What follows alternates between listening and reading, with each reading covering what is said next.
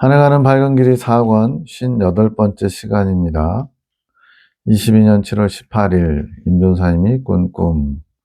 병원에 임준사님 스스로 근무하는 것 같고 그곳에 살고 있는 것도 같음.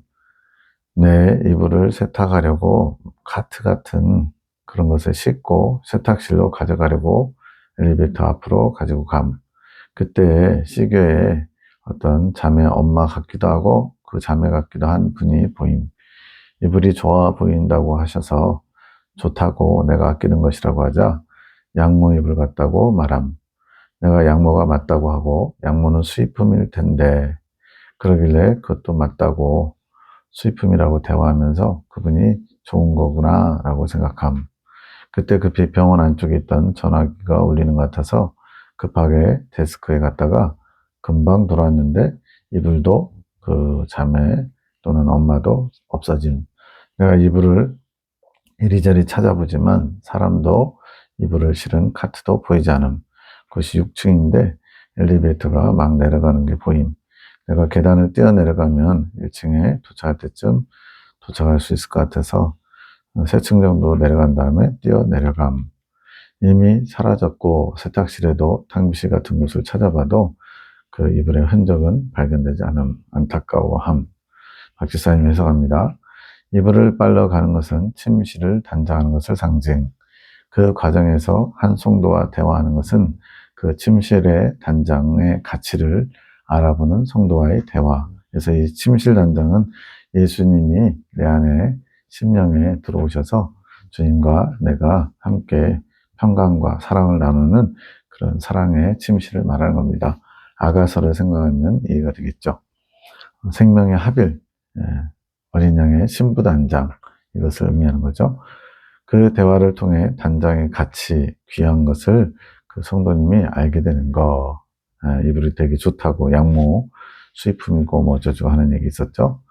정도사님이 가진 귀한 진리의 말씀이 이제 인도사님 통해서 전달되는 그런 말씀이 결국 전도사님의 침실을 단장하는 도구. 그래서 진리를 귀하게 여겨야죠. 그 진리의 말씀이 귀한 것임을 대화 속에서 점점 알아가는 성도의 모습을 나타낸 보는 눈이 있는 거죠. 그러다가 급한 전화를 받는 것은 눈앞에 급하게 처리할 일이 나타나는 것. 그런 것에 신경 쓰다 보면 침실을 단장하는 것을 잠시 잃어버릴 수 있는 것을 나타낸. 우리도 그렇잖아요. 어떤 목표를 향해, 목적지를 향해 가다가 갑자기 어떤 다른 일이 생기면 거기에 마음을 빼앗겨서 가야 될 목적지를 잠시나마 잊어버릴 수 있죠. 높이 성장할수록 조금이라도 다른 것에 집중하게 되면 큰 것, 원래의 목표를 잃어버린 것과 같은. 그러니까 더 정신 바짝 차리고 더 좁은 길을 더 마음을 집중해서 사모하면서 나아가야 된다는 거죠. 그래서 이불을 찾으려고 하는데 쉽게 되지 않는 것. 잃어버린 건 순식간인데 찾으려고 엘리베이터를 쫓아가고 여기저기 다 뒤져봐도 이불이 없어진 것을 빨리 못 찾는 거죠. 즉 분산된 마음을 다시 신방을 준비하는데 집중시키려고 하는데 더 많은 힘든 노력이 들어가야 하는 거. 그러니까 잃어버리지 않는 게 최선이겠죠. 모든 일에 신방을 준비하는 것, 침대를 가꾸는 것에 밑바탕을 두어야 됨. 교회 생활, 여러 가지 모든 삶의 중심이 주님과의 신방을 꾸미는 일, 신부로서 단장되는 일, 영적으로 성장하는 일에 초점을 맞춰야 된다는 거죠. 주님을 향한 초점을 잃지 않고 있어야 함. 그것이 가장 기본이고 그것을 바탕으로 다른 일들을 주님께서 해가시는 것. 이렇게 원대한 초점, 가장 이상적이고 높은 그런 초점을 가지고 살아가는 그리스도인들이 거의 없다고 보셔도 됩니다. 장면이 바뀌어서 교단에 모임이 있는데 김치를 담그려고 장봉땡 목사님이 신학교 같이 일하는 동료 교수였어요. 목사님이 배추를 생조리용으로 다듬고 있음. 내가 거들어준 배추가 비에 많이 녹아서 그래서 장마, 우기 이런 것들 잘 관리하지 못하면 순식간에 녹아버리죠. 한 입 한 입 도려내며 다듬어서 양이 매우 작음. 쓸만한 거 남기다 보니까 양이 작아졌대요. 장 목사님이 다 됐다고 하면서 잠시 자리를 뜨는데 다듬어놓은 배추를 보니까 김장하기에는 너무 승자리용으로 쓰기에는 너무 양이 적어서 상에서 버리려고 놓아둔 배추 봉지, 이렇게 막 뭉탱이로 버려놓는 그것이 있겠죠. 거기를 뒤져보니까 꼼꼼히 잘 찾으면 아직 도려내서 쓸만한 것이 보임. 일일이 다시 배추의 성한 부분을 골라서 도려내고 이제 채우다 보니까 제법 많은 양이 나옴. 아낄 때 이렇게 하는 방법이 있죠. 곧이어 장목사님이 다시 돌아오시고 이렇게 쓸만한 거 찾아놨다고 하니까 많네요. 아까는 없었는데 하심. 박집사님 해석합니다. 쓸만한 배추가 작은 것이 실하지만 그 양이 적은 것을 상징. 그것이 바로 핵심 진리. 이제 핵심 진리 자체가 작은 것은 아닌데요. 그 핵심 진리를 이제 선생님을 통해서 전달받고 그 핵심 진리를 이제 전달하고 이렇게 하는 과정 중에 그 와중에 이제 이렇게 버려진 것들, 쓸 수 있는데 버려진 것들이 많은 것처럼 진리가 좀 왜곡되거나 좀 버려진 내용들이 있다는 거죠. 버린 배추들 사이에서 쓸만한 것을 다시 고르는 것은 교단의 사상에서 버려지는 것들 중에 진리를 더 풍성하게 할 것들을 찾아서 그것을 가려내어 양식을 풍성하게 만드는 것을 상징. 우리가 보통 요점이라고 말하는 핵심 진리 뭐 요점이 있겠죠. 마지막 때 네 가지 징조. 그럼 이제 그 징조와 관련해서 더 풍성하게 나올 수 있는 내용들이 있죠. 예를 들어서 요즘 이제 러시아의 우크라이나 침공, 또 미국의 이란의 또 침공이라기보다는 파괴, 이런 것들이 다 이제 마지막 때 징조와 연결돼서 굉장히 중요한 어떤 시사점이 되는 거죠. 그런 식으로 진리를, 뼈대를 중심으로 그것을 더 풍성하게 만들 수 있는 분들이 있는 거예요. 그러한 역할을 전사님이 감당하는 것을 나타냄. 그것과 연관해서 또 계속 꿈이 이어지는 겁니다. 장면이 바뀌어서 운동장 같고 무슨 행사가 있는데 그곳에 무언가를 조립하는 것 같음. 임준사님과 또 지금은 이제 같이 합력하지 못하고 있는 티목사님 같은 분이 그것을 해보려고 하는데 잘 안 됨. 거기에 이제 제가 또 등장합니다. 김 목사가 설명하는데 인터넷에 그 조립하는 방법이 있다는 같은 말을 던져놓고 다른 곳에 가서 본인의 볼일을 보러 해보려고 하는데 안 됨. 전영땡 목사님, 그 당시에 이제 학장이었나요? 그거 안 되던데 라고 말만 거두면서 지나감. 김 목사님이 다시 와서 적극적으로 도와줘서 결국 해결됨. 이상호 목사님이 오셔서 신학교 일이니까 신학교 재정에 청구하라고 해서 박 지사님, 뭔가를 조립하는 것은 하늘 군대를 통해 주신 가르침과 또 공사님의 가르침을 잘 조합하는 것을 상징. 창조기 시는 뭐라고 하냐면 공사님의 핵심 진리가 뼈대, 근간을 이루는 것이고 그 뼈대 위에 살을 붙이는 것이 바로 이제 하늘 군대를 통해 주신 말씀, 계시라는 거예요. 이게 조합을 잘 이루어서 더 온전하게 풍성하게 주님의 뜻이 나타난다는 거죠. 그것이 하나의 완성체가 되어 일할 수 있도록 접점을 찾아 잘 맞추는 일을 하는 거. 최 목사님은 영적인 눈을 가지고 적극적으로 도움을 주는 분. 당시에 이제 그랬었던 거예요. 22년 지금 7월인데. 김 목사, 저는 세상적인 관점, 주님의 관점에서는 조금 빗나간 그것을 가지고 그 일을 바라보지만, 그래서 인터넷에 답이 있다고 22년 7월이면 이제 제가 5월 말부터 이 말씀들 이제 접하게 됐기 때문에 아직 뭐가 뭔지 잘 모르는 거죠. 그러나 끝내 적극적인 도움으로 문제를 함께 해결해 나가는 인물. 지금 현재 상황이 그렇습니다. 제가 이제 같이 협력해서 이 청교계시의 말씀이 잘 전파될 수 있도록 인터넷 유튜브를 지금 찍고 있는 거고요. 팀 목사님은 그 당시엔 그랬지만 지금은 잠시 떨어져 있는 상황이고요. 전 목사님은 이것에 대해 끝까지 부정적으로 바라봄. 이로 인해서 이제 24년에 이제 저희 교수 3명을 신학교에서 퇴출시키는 그런 일을 하게 됩니다. 한 2년 정도 지난 다음에요. 완성체가 될 수 없다고 봄. 이 목사님은 하늘군대를 통한 가르침과 공선생님의 가르침이 임준사님과 티목사님과 저를 통해 맞춰진 결과물을 보고서 마음을 여실 뿐. 이걸 이제 창조계시에서 뭐라고 하냐면 나중 받을 자 이렇게 얘기합니다. 이제 이상호 목사님과 박상진 목사님이 가장 대표적인 두 분이거든요. 그 외에도 더 있겠죠.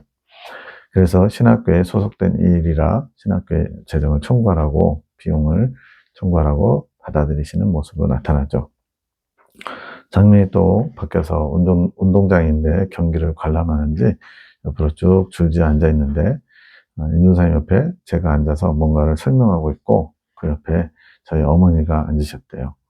저희 집사람 사모가 내 눈에 보이는데 김 목사님 옆으로 오지 못함. 이제 뭔가 거리감이 있는 거죠. 당시에 그랬던 거예요. 이 예레미야 기도원, 그 당시에 나사렛 성전을 이제 방문하는 과정 중에 이제 부부간에 아직 해결되지 않은 부분이 있어서 대면대면하게 좀 이렇게 거리감이 있는 상황인데 기웃거리는 듯한 눈치가 보여서 사모가 그런 거죠. 내가 얼른 일어나 내 자리에 앉으라고 다가가 말하자 선뜻 오심. 그러면 이제 임준사님 자리가 없는 거죠. 내 자리가 필요하자 제가 엄마 쪽으로 몸을 이렇게 옆으로 이제 자리 만들어줄 때, 공간 만들 때 약간 밀듯이 이렇게 하잖아요. 그렇게 밀어서, 임준사님 자리도 확보되고, 사모님도, 원래 임준사님 자리에 앉아서 자리가 확보됨. 이거는 이제 저희 가정과 관련된 것입니다. 박 집사님 해석합니다.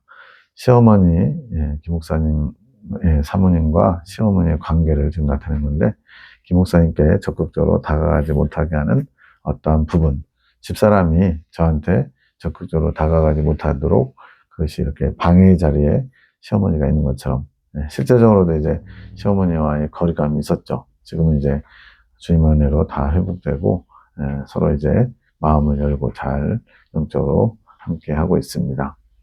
그래서 임준사님의 중재로 사모님이 함께 할 수 있게 되는 것을 상징. 그래서 임준사님 개인보다는 임준사님 통해서 전달되는 말씀이겠죠. 임준사님의 중재람은 주님께서 김 목사님 가정에 주신 말씀을 전달하신 것을 말함. 그러면서 사모님이 자리를 잡을 수 있게 된 거. 겉돌다가 이제 제자리를 찾게 되는 거죠. 그 가정의 회복을 위한 자리에 사모님이 앉으신 것. 아직 완전히 회복된 것은 아님. 시어머님이 계속 김 목사님 옆에 있기 때문에 시어머님이 이제 하나의 걸림돌처럼 보이는데 이제 그런 관계의 회복에서 저희 시어머니와 며느리 사모가 해결해야 될 부분이 있고 또 사모와 저 사이에 또 해결해야 될 문제들이 있었던 거죠. 주님은 그것을 하나하나 치유해 가셨습니다. 지금 이제 주님의 뜻 가운데 서로 마음을 열고 합력해 선을 이루고 있죠. 사모님에게 시어머님은 없어지는 존재가 아니라 받아들여야 하는 부분, 부부간의 문제. 지금 시어머니는 어떤 저와 집사람의 관계에서 그 거리감을 만드는 요소라는 거죠. 근데 그것은 없어지는 게 아니라 인정하고 수용해야 되는 문제라는 거죠. 그렇게 서로 같이 공존하되 상처받지 않고 받아들일 수 있게 되면 건강해지는 거. 무조건 그거를 해결하려고 하는 것보다는 그 문제를 보는 관점이 달라지면 또 쉽게 해결될 수 있는 거죠. 밤기도 나눔 시간에 성시 집사님, 봉시 집사님의 형님인데 똘똘하시고 굉장히 정직하시고 그 당시에 시기에 재정을 맡고 계셔서 교회 여러 가지 지금 분란 속에서 주님이 티모사님과 더불어 교회를 새롭게 하는 일에 치리자로 쓰시려고 하시는 분이에요. 그분이 오셔서 대화하면서 목사님의 여러 가지 좀 부덕함이나 부족함, 재정적인 부분에서의 그런 부분을 노예 좀 탄원서를 준비하라고 이렇게 말하려고 찾아오셨대요. 22년 7월 19일 새벽 1시 52분 잘 퍼지게 했어. 우리 솔직히 송장로님의 영음이었고 맞아 잘했어. 강권사님 부인 되신 강권사님의 영음. 송 원장님이 지금 듣는 거죠. 엄마 아빠의 영음을 새벽 1시 55분 어제 성시 집사님 오셔서 대화하는데 두 분 송장로님과 강권사님의 목소리가 가장 커서 여러 가지 이제 반대편에 계신 분들하고 대화하다가 화가 나서 이제 목소리가 커진 거죠. 주님이 안타까웠다고 하심. 낮에 이제 12시 6분 송장로님이 더 침묵하지 않고 주님이 원하시는 자세를 갖추지 아니하시면 K 목사님을 향한 주님의 치리가 장로님께 향하게 될 것이니 조심하셔야 함. 22년 7월에 아직 지금 문제가 점점 커지고 있지만 아직 그 송장로님의 재정과 관련된 연약함, 부족함, 부덕함 이런 것들이 아직 드러나기 직전이거든요.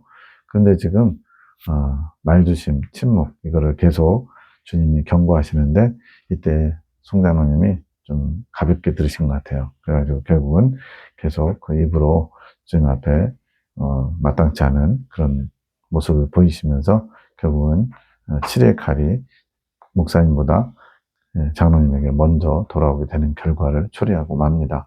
지금 여기서도 지금 이미 경고가 들어간 거죠. 이거를 정말 두렵고 떨림으로 받아야 되는데 그러지 못하셨던 것 같아요. 주님이 장로님의 입술을 굉장히 미워하심, 장로님을 미워하는 게 아니죠.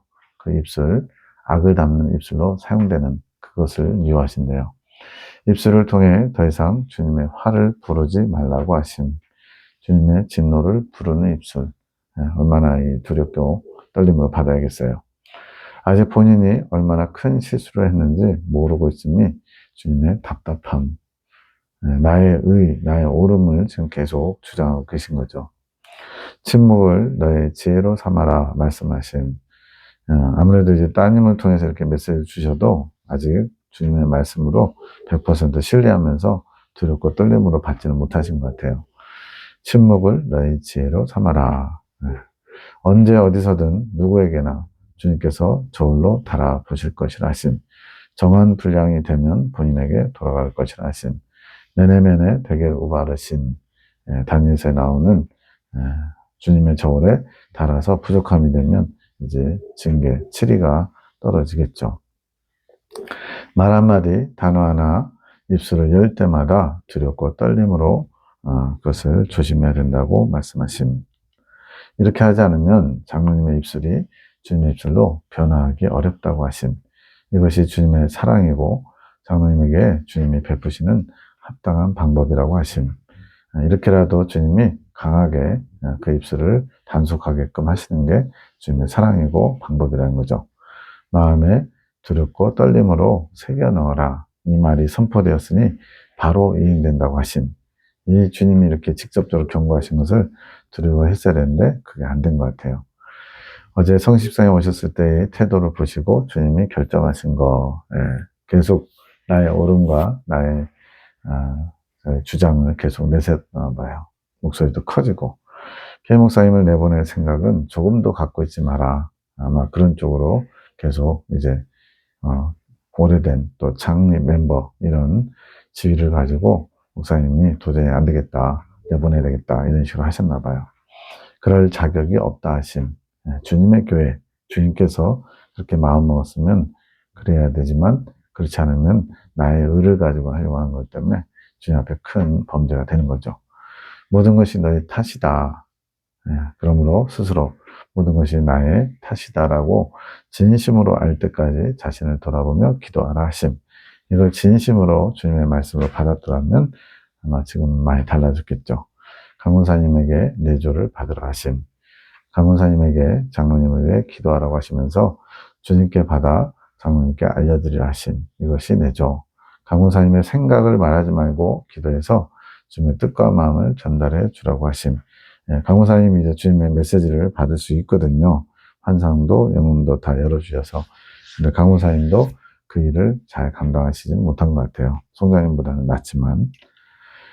12시 21분 3일 예수님이 순종하지 않는 자세를 굉장히 싫어한다고 말씀하신, 사무엘도 고집이 세가지고 그러죠. 사무엘도 어리지만 굉장히 고집이 세고 또 자기가 뭔가를 하고자 하면은 말을 잘 안 듣는 그런 아주 주장이 강하고 자기주도적인 게 강해요. 그러다 보니까 돌보는 애녹자매가 참 많이 수고하고 애쓰면서 엄마 송원장님도 그렇고 한 아이를 제대로 케어하려면 한 서너 명이 매달려야 될 정도로 손이 많이 가요. 그런데 이제 나이가 들면서 이제 4살이 더 먹으면서 많이 바뀌었지만 아직도 좀 이렇게 계속 기다려주고 참아주고 수용하고 그런 훈련을 자동으로 받게 했죠. 근데 이렇게 주님이 단번에 뭔가를 막 강하게 이끌어가지 않고 그 아이에게 맞게 주님이 양육해 오셨습니다.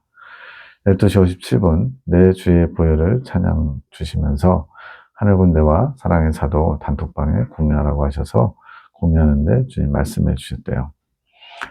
알고 짓는 죄는 주님의 마음을 더 힘들게 한다. 주님의 마음에 짓누르는 고통을 더 크게 주는 것이다. 그렇죠.